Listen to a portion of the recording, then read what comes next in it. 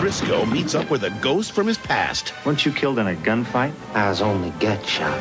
I'm stronger now with less appetite. And runs into an old flame. There's a fire. I know. No, in the barn. The Adventures of Brisco County Jr. An all-new episode next Friday at 8, 7 Central.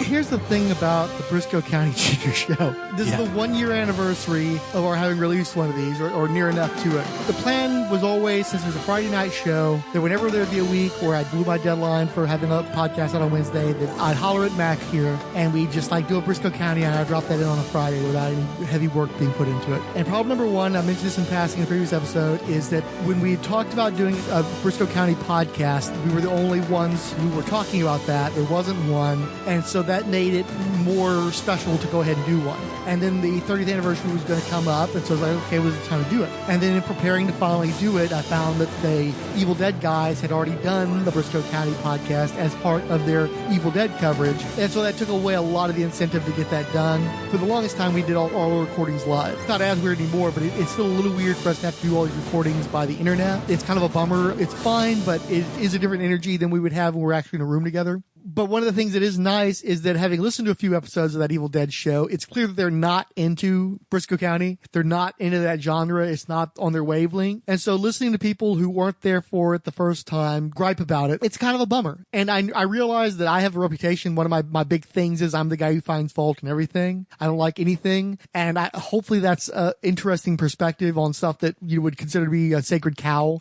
just to get a different, because I'm not just doing it to troll people. I'm just legitimately wired differently. But I do think there's also joy to be found in having people that just enjoy the same things you enjoy, talking about that excitedly and having fun with it. And so I do think there's value in getting a Brisco County podcast out. It's just it gets pushed back whilst I'm doing a bunch of other stuff. But blew my Wednesday deadline. Friday's coming up. So it's about time we finally got back to the show. And it's got a decent following too.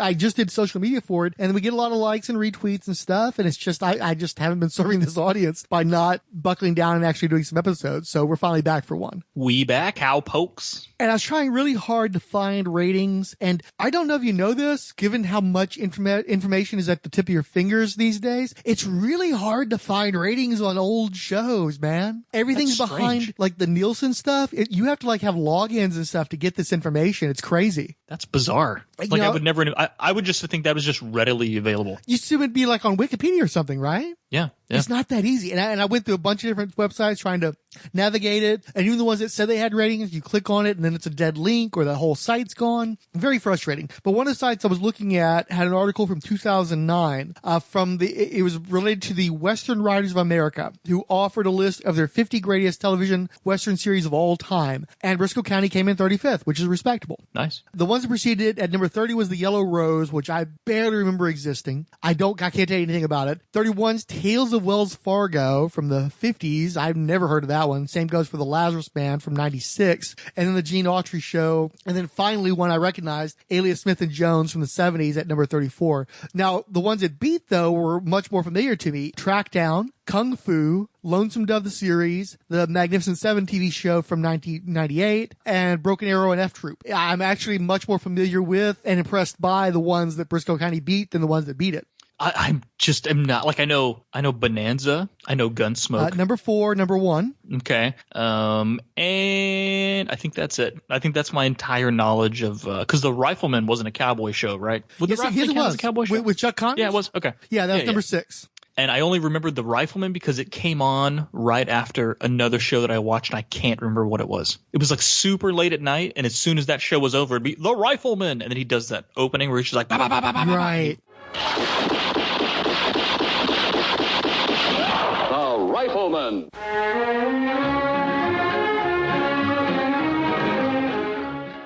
Yeah, I would space out and catch some of those episodes, but parts of those episodes. They used to run Branded after another show that I watched, and so I've always been more familiar with the opening to that, which was another Chuck Connors Western.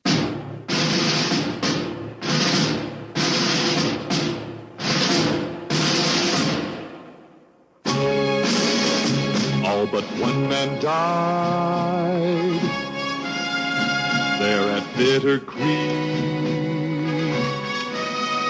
And they say he ran away branded, scorned as the one who ran. What do you do when you're branded and you know you're a man? Wherever you go for the rest of your life, you must prove you're a man.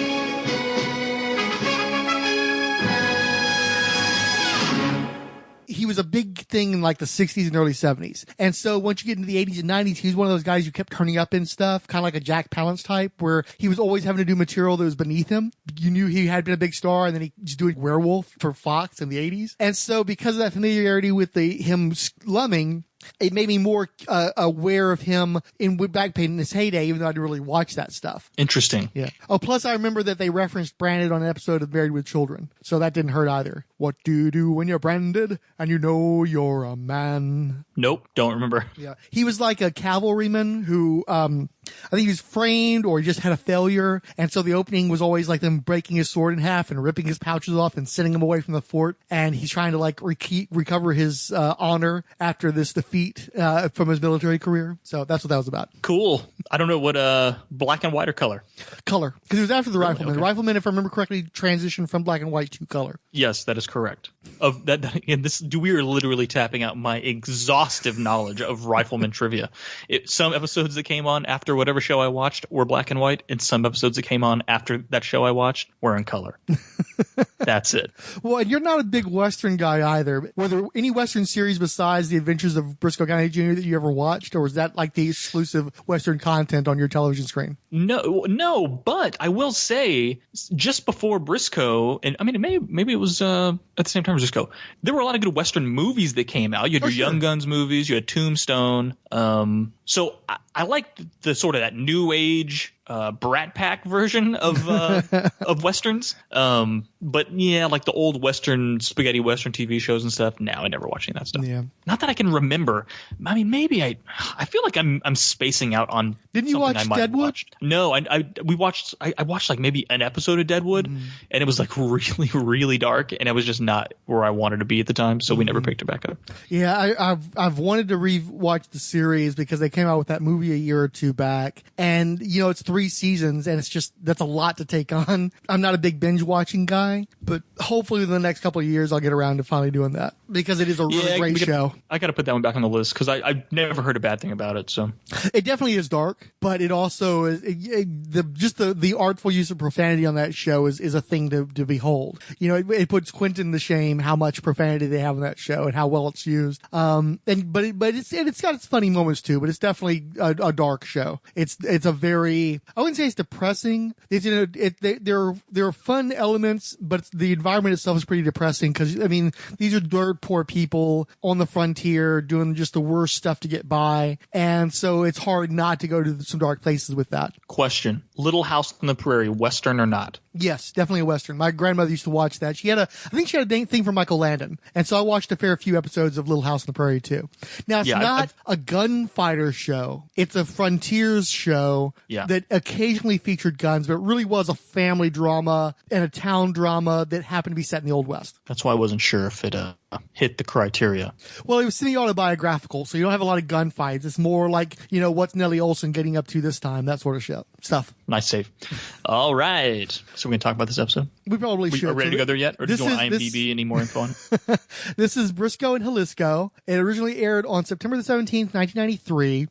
We are continuing our policy of discussing the episodes as they were released, since we both watched the show when it was coming out new, not necessarily the chronology of the show. This was actually the 5th episode filmed, but it was the 4th episode aired. Directed by James A. Contner. It was written by series creators Jeffrey Boehm and Carlton Coos. So this episode opens up with a phenomenal poker scene. So Socrates comes down into one of the saloons, and Brisco is playing cards against a guy, and you know Socrates runs over, he's like, "Hey Brisco, we got to get out of here," and he's like, "1 second," and it basically turns into this cheat off where Brisco's like rubbing his sleeve. They show the guy deal from the bottom of the deck to himself instead of the top of the deck, and then Brisco takes his cards and he rubs it on a sleeve to get another card, and then that dude like reaches on the table and he hits one of those like automatic card servers to give himself another king. And then Briscoe's like scratching his neck, and then the waitress walks over and she's got one in her girder, and then he pets like a dog, and there's one hidden under the dog's collar, and they're just going back and forth, just like their entire hand is completely false, right? And they're both shoving all their chips in, and then finally, the dealer at the table had, what was it, 5 kings or whatever, or some ridiculous, you can't even have 5 kings. He had like 5 kings, and then Briscoe had 5 aces, 2 of which were diamonds. Like, it just complete. So these dudes immediately pull all their guns and put them in Briscoe's face, and the guy's like, whoa, whoa, whoa, whoa, whoa, he cheated me fair and square, or something like that. They give him all the chips. It was and they cut credit for the intro, and it was just like I was dying during the scene. It was so good. It just kept going. It wasn't just that he when he starts petting the dog, oh hey there, Rover, whatever his name is, and he pulls another ace out of the dogs. It was so absurd. I was cracking up. It was great. Well, and the guy he was playing against, he had one of those Rube Goldberg type devices where it was like an accordion. They would shoot from out of his sleeve and give him additional cards and stuff. It's one of those things where it may not have been funny the first few, but once you get up and to double digit numbers of scams, it becomes funny over the progression of it, just by the excess of it. And it's fun too because I still tend to think of Brisco County as being a square, because he's just such a upright kind of guy, an educated guy, a straight shooter. And so it's nice to be reminded sometimes that he does have his lowly qualities, and certainly cheating at cards is clearly one of them. Yeah, like I said, I loved it. It was great. It was almost like a Naked Gun bit or something like that. It was just like, again, it just got more and more comical as it went along. It was great. And then again, the line, he cheated me fair and square, was fantastic. So anyway, from there we do opening credits, and it's Brisco and Socrates back at the robber barons, and they're basically telling them, hey, we had a train full of guns that was Texas border. We think there could be some disruptions going on between factions down there, and we need you to go down there and check it out. And he's like, hey, you hired me to look for the Bly gang. I'm not looking for missing weapons. And they're like, well, they hijacked the train by painting a mural of a tunnel on a big piece of rock, which is exactly how they sprung the Bly gang to begin with, which was when Briscoe's father was killed. That was the prison transport train. So that's where Briscoe's like, oh, okay, then yeah, I'm going down there. I don't really care about your weapons, but I'll head down there. And like, well, that's why Socrates is going with you. So they send the two of them to, and of course Socrates is like, what am I going? He's saying, what's he coming? I got to babysit this guy the whole time. So they head down on horseback, and there's a little bit where they get stopped. Hold on, before you get too far from it too, hold on. Go for it. I just want to mention that the robber barons are both Western veterans. One of them is Paul Brinegar from Rawhide, and the other is Robert Fuller from The Return of the Seven. Speaking of the Magnificent Seven. I was going to say that's carries on the theme, right? Because I think was it in the pilot or whatever? Or the robber barons were both former. They're showing respect to their elders in this, to their roots, which I respect. So from there, they head down to Mexico, and they're on horseback, and they get stopped by some bad hombres, I guess you could say.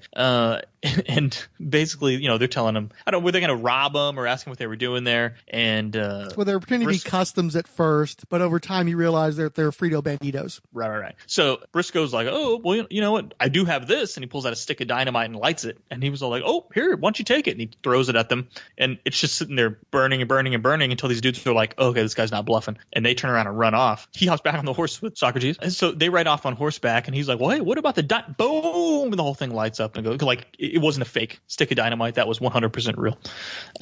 So from there, they get to the general. What was the general's name? I can find that out. But I was going to mention that, I'm watching the Banditos with my Mexican girlfriend. I'm like, oh boy, are we going to have some embarrassing conversations after this? Because those guys did not acquit themselves well. But thankfully, they didn't continue with that for too long. Most everybody else, acquits themselves reasonably well, including General Zaca, who's played by Miguel Perez. Yeah, and I think I'm not sure if all those dudes were actually Hispanic, but yeah, I think there's some brown face at play there. Indeed. Yeah, the mustaches especially were a little much, but the general was definitely Hispanic, so that was like, okay, good. Briscoe says he knows the general, so he'll find out what's going on with these weapons. They sit down, they start having drinks, and he was like, Socrates is like, what is this drink? It's phenomenal. And he was like, oh, well, it's lime. Was it squeezed on the legs of virgins and into the finest gold tequila? And then he yells over to one of the waitresses. He's like, hey, Margarita, why don't you bring these guys more of your special drink? And it's like, wah wah. You know what I mean? Oh, Cheese. Look, the margarita. If you can't get into that sort of dad humor, this is the wrong podcast and the wrong television show for you. Sorry. Absolutely. This is totally on brand humor. So from there, they start talking about the weapons and stuff. And he's like, you know what? The general's like, we don't talk about that now. It's late. Now it's time for the entertainment. And who's the entertainment? None other than Dixie Cousins from when was the last time she was in an episode? Episode 2, maybe? Yes, she was in episode 2. That's right. So yeah, Dixie comes out and does a wonderfully overdub. It was a very strange dubbed performance because she was obviously not singing, and they dubbed that in because it was very soundstagey, her voice. Mm-hmm. But they kept the crowd's voice in it. Like it was really all I could picture during the scene, because she's like hanging off of Socrates and she's hanging off of Brisco. Were they just in complete silence and they just told these guys to react? Like all I could think of is how weird this must have been to not. Or were they playing a recording so that she was lip syncing to it? I would hope they'd at least have the recording going, like it was a music video, something. Hope they did. Anyway, so she puts on her performance, which was very fantastic. She is a very attractive young lady, and she was quite scantily clad in that scene, so that was very nice. It was funny though, because was it just me, or was her? She's obviously got an accent that she does for the character, and sometimes it was Mae West, and sometimes it was John Wayne. So I feel like maybe she's still kind of getting a feel for her character. Okay, so you want to hear my note here? Sure. Here's my note. It says, Dixie is doing a serious John Wayne impression, or did she have a stroke? Oh, shoot. Was it John Wayne, or did she have a slight palsy? Like, I can't tell the way she was drawing out some of the words.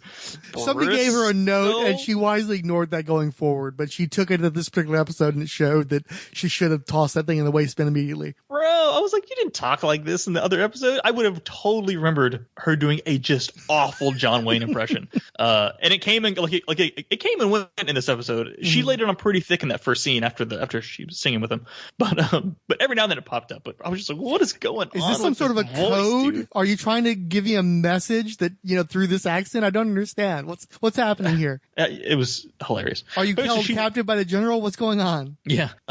So basically she warns them that, she thinks the general's up to something. So they sneak out, the Socrates and Brisco, they sneak out of their room at night to kind of snoop around and see what the general's up to. And there they see it's Pete, right? Pete Hutter? Pete Hutter, yep. Pete Hutter, who was from the pilot, right? Or no, didn't he get shot in like no, he was shot in the pilot, as I recall. The pilot, he gets shot. That's right.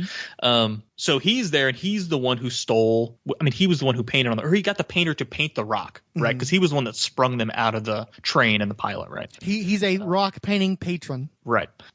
So he's the one with the weapons. He's trying to sell them to the general, and that deal kind of starts to go bad. And the general's men come over, and they're like, "General, the gringos are locked in their room." And he's like, "Why don't you go put them to bed?" Like wink, wink, as in get rid of them. And of course, Socrates and Brisco are watching this happen, and they kind of look back over at their room. Those dudes walk in and just waste. They're just like firing into the room, obviously not realizing that they're not there.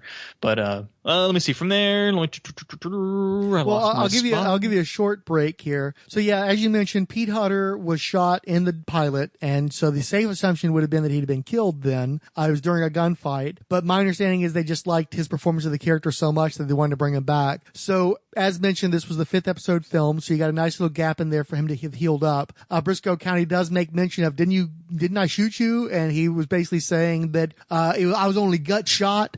I come back stronger and with less appetite. And there's a cute bit where Brisco's like, you'd probably be a good model for weight loss. And he's like, why would anybody want to lose weight? And it's a pretty fair assertion there, because until we had the wealth of sugary foods and stuff that we had in the 20th century going forward, people didn't tend to get fat, and if you got fat, it was a sign of affluence, and it was actually pretty desirable. So what until really in the last 100 years or so that it was a bad thing to at least look a little chubby? 100 years, maybe like 20 or maybe like 40 years. I mean, I think it's a little more recent than the American obesity problem has really exploded over the last 30, 40 years or so. But anyway, I thought that was he's like, why would I want to lose weight? And I was like, that was the first thing I thought of too. I was like, yeah, because back then this was not an issue. You're riding on a horse in 100-degree weather with no air conditioning. Nobody had issue and like starving for days on end. There was nobody having issues of weight back then. And again, if you were, it's because you were you were a robber baron or something like that. that. So Dixie shows up to help get our guys out of the back of the casa. This is after Pete Hutter started calling for the general's men to come and kill Brisco, since he's supposed to be there and Brisco isn't. And so they make their way to a group of revolutionaries who are basically just farmers, but they're just trying to do what they can to fight against the general's oppression with what they have available to them. And Dixie's sympathetic to them. I believe that she was with the general acting as a double agent to feed them information. Say that one more time. I believe think she was. I think Dixie was, because why else would she be with the general unless she was trying to get information on his movements and stuff to feed to the revolutionaries? Okay, yes, okay, I agree. Sorry, I heard that backwards. Like you were saying that she was the plant from the general, and sorry, that it just went into my head wrong. Yes, I think that is correct. She was basically going over there to infiltrate, but she obviously had more ties to Emilio Pena, the leader of the resistance there. Now that was a note you got down. Played by Michael De Lorenzo. He's probably best known for playing Alex Torres in the later seasons of Head of the Class. I wasn't watching the show by that point. He did do 61 episodes of Fame, but not only did I not watch that show, but he apparently didn't get any credits of anybody that was worth mentioning. But he was in several iconic videos of the 80s, including Beat It. He was one of the zombies in Thriller, and he was featured in Lionel Richie's Running with the Night. The other thing that he's well known for is he played PFC William T. Santiago, the victim in A Few Good Men. He was also in Alive, so apparently he was either eaten or had to eat some people. I haven't seen Alive in a long time. I don't remember the specifics. His longest gig was one of the star performers on New York Undercover, which I think ran on Fox. And he was also on some show called Resurrection Boulevard. I never watched either one of them, so I can't speak to those. He looked familiar. Yeah, I have not. He definitely had one of those faces. Did you not watch Head of the Class? Oh, maybe I watched Head of the Class. That's possible. You've seen A Few Good Men, though. Like, huh? You've seen A Few Good Men, though. Yes. Wait, as soon as you said that, I'm like, oh, that's it. That was probably where it was.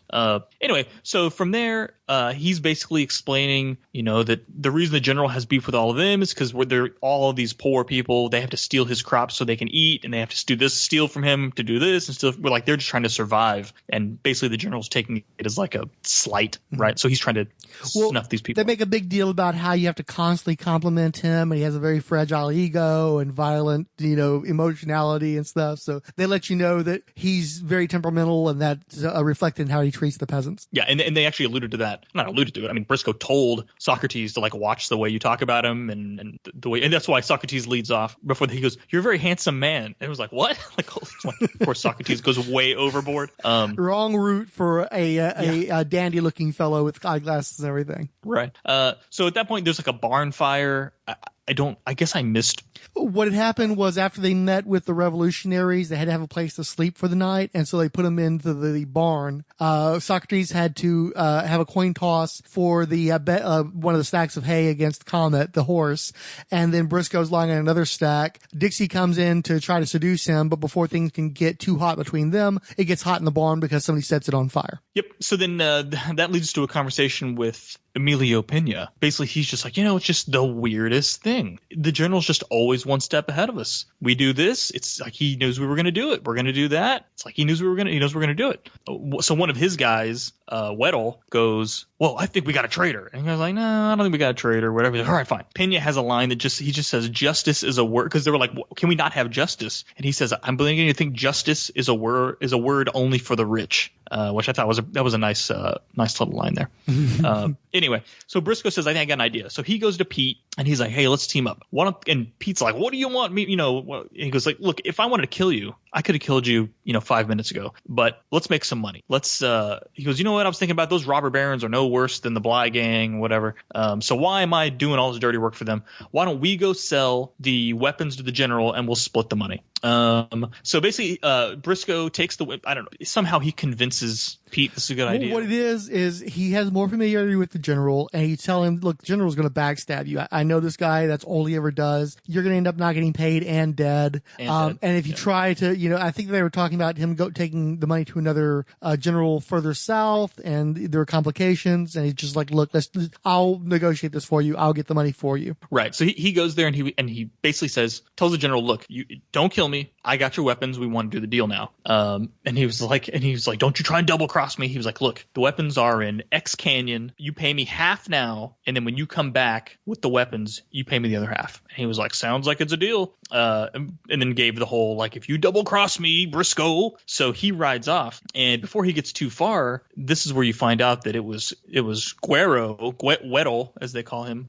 He was the turncoat the whole time. So he was going to inform the general that it was actually in Santa Ana Canyon instead of whichever canyon. Right. Maybe one thing worth noting is that the general was, of course, going to double cross Brisco too, and had held him in office at gunpoint. So Dixie had to save him. They go back to the rebel camp, and that's when Aguero shows up. Aguero is played by Marco Rodriguez. Like most of the actors, particularly the Latin actors in this episode, they've all been working steadily ever since. And him in particular, he's been working steadily since 1980. He hasn't done a lot that's really notable. You know, he's just been in a lot of stuff, but he may be recognizable to some folks as Torres in the Crow movie. Oh, yeah, really? Mm-hmm. Oh, good for him.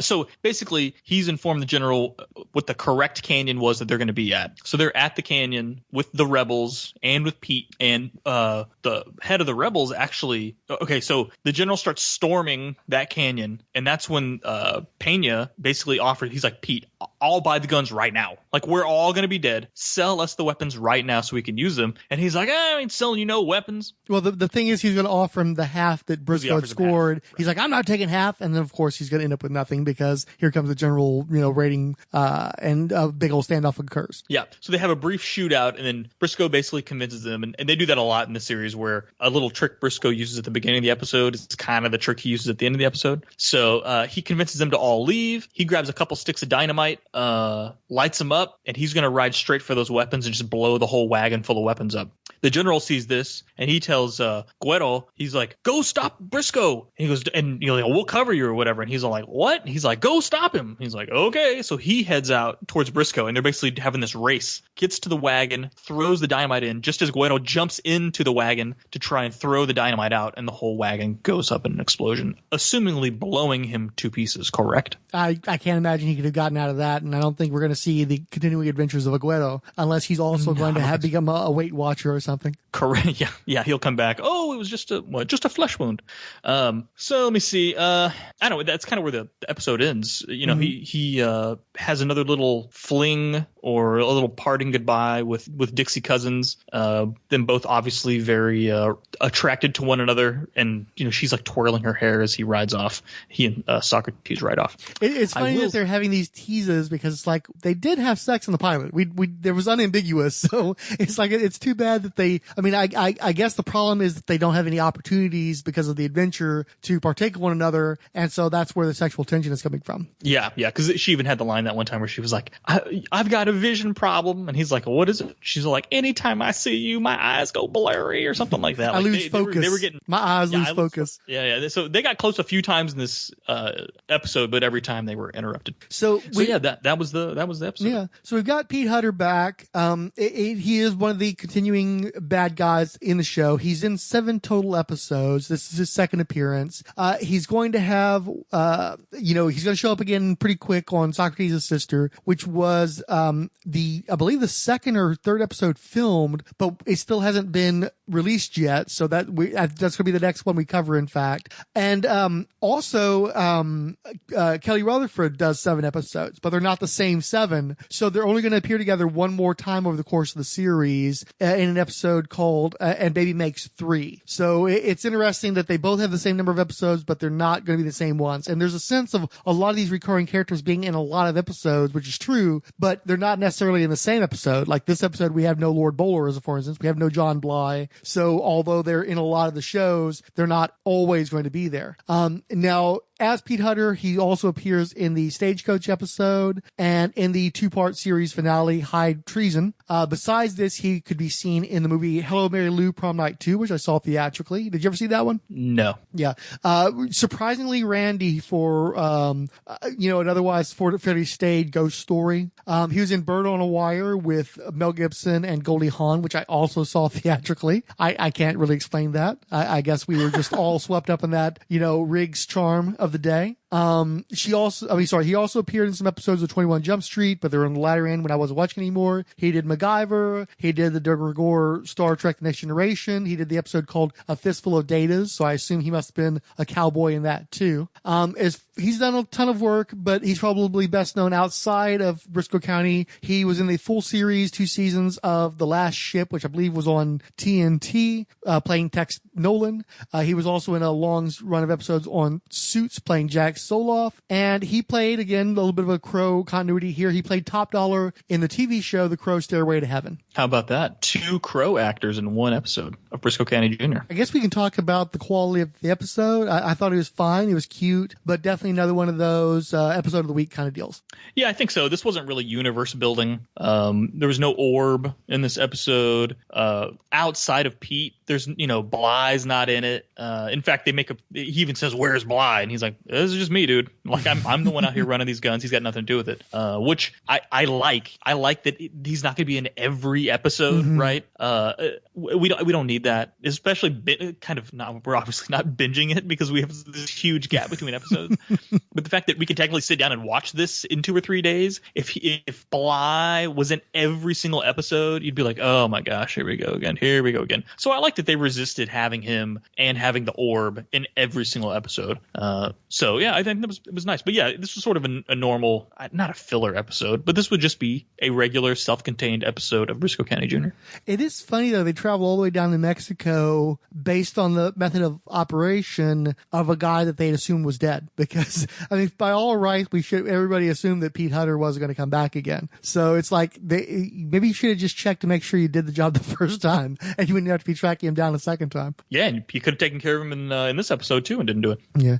One thing I liked, you do have this sort of like more of an antagonistic presence more than an outright villainy, even though, he probably was one of the guys who gunned down his dad. But I do like the way they interact with each other, because Brisco really shows his intellect when he's talking to Pete. Pete, because of that drawl, you tend to think, you tend to underestimate him, but he brings up stuff that's like really left field where it's like, I don't even know what that is. You can tell that he's got more book learning than he lets on. And it's fun because it makes Brisco tend to talk a little bit smoother, a little bit smarter. He's trying to outsmart Hutter, because Hutter does, despite, coming off as less than, he knows not to trust Brisco. He does have his own little plans. He has his own little strategies. You do have to kind of outthink Pete. And that brings out some of the best in Brisco, because you watch the scene where he's selling Pete on the idea of selling the guns, or helping him acting as an intermediary to sell the guns. And he has to be convincing, and he has to play it completely straight. He can't be patronizing. He can't be,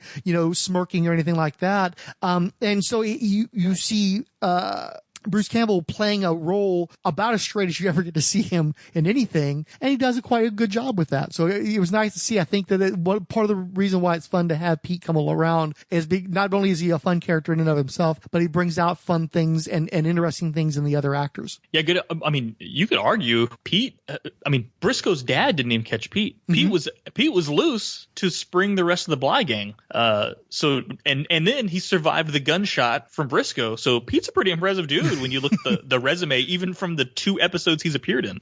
Bly got caught by Brisco's dad. Yeah. Pete's the one who had to bail him out. So and I think this was good too. They don't make him some bumbling idiot. He's definitely got the like you said, the drawl, and he's got that I don't know, the way he talks is like, this guy's a dum dum. But look, the dude's he's got the, I guess it wouldn't be streets. He's got saloon smarts or whatever they would call it back then, because everybody was from the street. Sawdust skills. Or what exactly. is it? So he's a tumbleweed thinker. Pete's a pretty formidable counterpart in the series. He's not just some dum-dum. Well, which, and also, I think is nice. It'd be easy for him to get lost amidst all the other cowboys, but he does have like the distinctive look about him, and I particularly like that he's got the hand strap. He's got that little strap around his finger, and it makes him stand out apart from other people. That one little thing makes a big difference in terms of costuming, letting you know that he's not just another one of the cowboys. Yeah, a really good attention to detail, making him stand out, especially for a character that I guess they obviously from Jump didn't think was going to appear again. So, it was good. It was a fun little episode, but again, nothing really pulling you into the next episode. This was very much a self-contained little issue. It was a nice little done in one, yeah. Yep. So besides the fact that we were talking a lot about Bruce Campbell during our Darkman coverage on Rolled Spine, also the Fire and Water Podcast Network has recently done their Zorro month, celebrating the 101st anniversary of Zorro, which is the sort of timetable we would tend to work on. But they've been doing a whole month of it, and it's been cool. I haven't listened to everything yet, but I've listened to a fair amount. And since Max Romero is one of our listeners and retweeters and the likes, I wanted to make sure to give that a shout out. And we'll probably throw a promo on here as well. I will say, though, that they put out in a tweet a head-to-head of who had the better horse, the Lone Ranger or Zorro. And so my question to you, Mac, is can you name Zorro's horse? Because I sure couldn't without a prompt. Ooh, what was Zorro's horse? I cannot. It was apparently Thunder. Thunder. Okay, I guess that kind of. So for me, the Lone Ranger automatically wins just by the fact that not only do I know the name, but it's incorporated into the themes of the character and literally the musical theme of the character. Now, my question to you: who's got the better horse, Brisco County or the Lone Ranger? Oh, it's Brisco County. The Hi-Ho Silver can't flip a coin. Are you kidding me? Comet is awesome. I love Comet. So I would agree with you. I think the Comet is the best of the horses. That was another good scene in this episode that I forgot to mention, was that when they get into this, so obviously Socrates is like, oh, I got to go to Mexico and da-da-da-da. And they get into this dude's compound and he's like, linen sheets. And he's like a little kid and he runs and of course he'd been drinking margaritas and he dives on the bed and he's like, springs in the mattress and all this stuff. And then there's a knock at the door and he's all like, if that's Comet, tell him I already got dibs on this bed. Which leads to the bit later on where they flip the coin for the stall or whatever. But it was so great. There's a knock at the door and Socrates immediately assumes it's the horse. Like only the show, dude. And it was just like, that's Comet. And I'm like, yeah, it probably is Comet, but it's just like, that was the horse we were talking about. Could have used a little more Comet in this episode. Yeah. I'm gonna make that complaint for every episode. I need more Comet.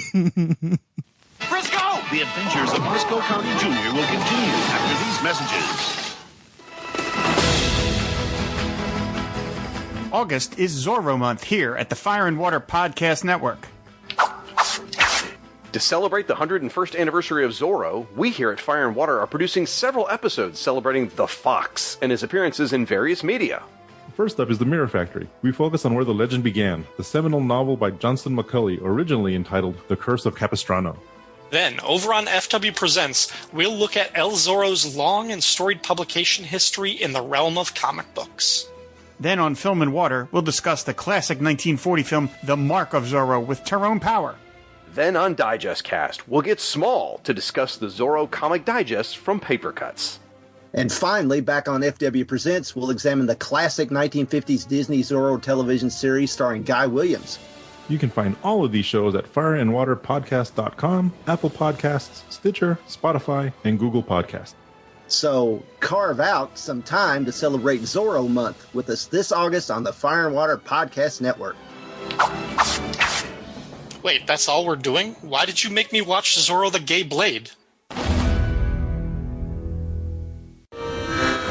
The Adventures of Brisco County Jr., starring the legendary chin of none other than Bruce Campbell, is a short-lived series that aired on Fox between 1993 and 1994. Why cover such an obscure series and one that was cancelled by the end of its first season? It stars Bruce Campbell! On top of that, it offers an intriguing counterbalance to today's darker, grittier entertainment. One that hails from a time where heroes were noble, villains were dastardly, and femme fatales were not as fatale. A throwback to Western serials of yore with a dash of science fiction, Brisco County arguably represents an end of an era within its primary genre in American television. Just a good old-fashioned adventure with plenty of cornball humor, action, and a horse that prefers to sleep in hotel rooms. So join us every week as we cover all 27 episodes of The Adventures of Brisco County Jr. We invite you to watch along and let us know in the comments below what your thoughts are on each episode, and make sure to like and subscribe for more fun on Hilarity by Default. And now back to the adventures of Brisco County Jr. So I guess we'll do the social media now. Bit challenging for a year-old episode. We've got from Warlord Worlds, hooray, looking forward to this, can't wait to listen. Impossible de Intangible wrote Bob the Goon power kicking like that, and he'd stand on the ball and fall over. And they tweeted out a picture of the Bob Goon action figure from the Batman Toy Biz line. Ryan Rydell wrote, I've still got my Brisco County Jr. DVD set. This is a sign that it's time to rewatch them. You've had a year. I hope you've got that in. And I hope you're not expecting us to cover much of anything else in the next year. Actually, no. I hope you didn't watch them and then do a whole podcast on it and cover the entire right. series. And now we're the third podcast on Brisco County, right? Coffee and Comics wrote, I was just thinking last week how I hadn't heard anything from these guys about Brisco lately. Lo and behold, here's a new episode. Randy Caldwell wrote, I'd listened to a Parker Lewis Can't Lose podcast, Key West 2. And given how often we can manage to get the Brisco County out, and Parker Lewis ran multiple seasons, I don't think we'd, in our natural lifespan, be able to finish it. No, we would need a whole other pandemic. Next pandemic, we'll start Parker Lewis. Pandemic. Podcast Lewis Can't Lose. So, Pandemic Lewis Can't Lose.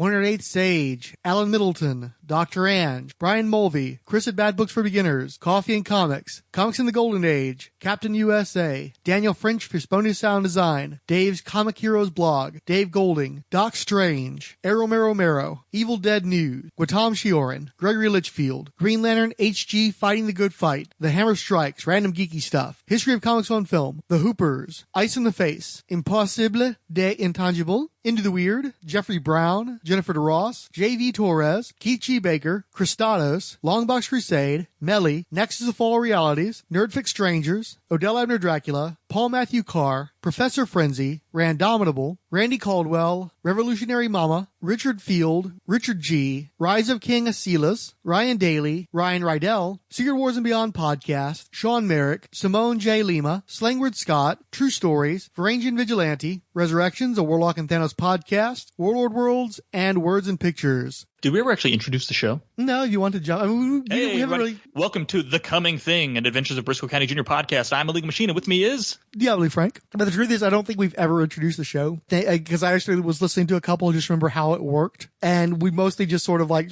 it kind of the music introduces us for the most part. We never introduced ourselves, so it's probably for the best. And so, Bruce Campbell did tweet something about doing a Brisco County reunion or some sort of. If I remember correctly, they did a charity table read where I think that a bunch of the surviving members got together with because I think Bowler was in there, so they had to get another actor to play that character. And they did a table read for charity for like $15 a head or something on the internet. Is Bruce Campbell on Cameo? I haven't checked. I really wanted to take advantage of Cameo, and I haven't gotten around to that yet. We should totally get him to do I'm Bruce Campbell, and you're listening to the Adventures or The Coming Thing, an Adventure of Brisco County Jr. podcast. Well, the first time I ever heard of Cameo was Rob Liefeld was on it, and I've been wanting to have Rob Liefeld curse us out for all the things we say on Spawnometer.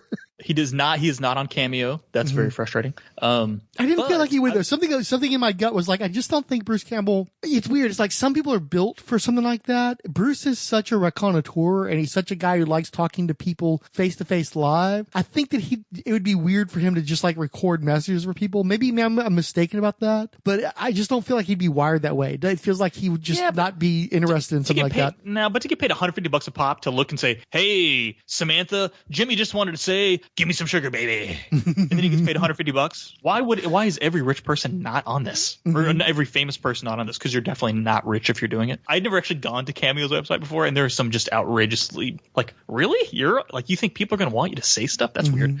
But Bruce Campbell's got enough one-liners. Oh, sure. That I figured, like, dude, can you record my voicemail? I want Ash Williams to record my voicemail. I feel like he's perfect for that because he's got catchphrases. Whereas like Bruce Bowen from the San Antonio Spurs, $50 you can have him record a message. Like, who the hell wants Bruce Bowen to record anything? Like, that's one of those PewDiePie kind of things where you do it just because it's so random, it's funny. So back to Bruce Campbell. Anyway, I feel like he'd be perfect for Cameo. So that sucks. Although he'd probably charge a lot because like some of these people charge like $300 for a message, which is a little extreme. Next Friday, Brisco's arch-enemy tries to send him to a watery grave. Got that old sinking feeling? And a close encounter with a beautiful redhead could be the kiss of death. The Adventures of Brisco County Jr. All new episode next Friday at 8/7 Central.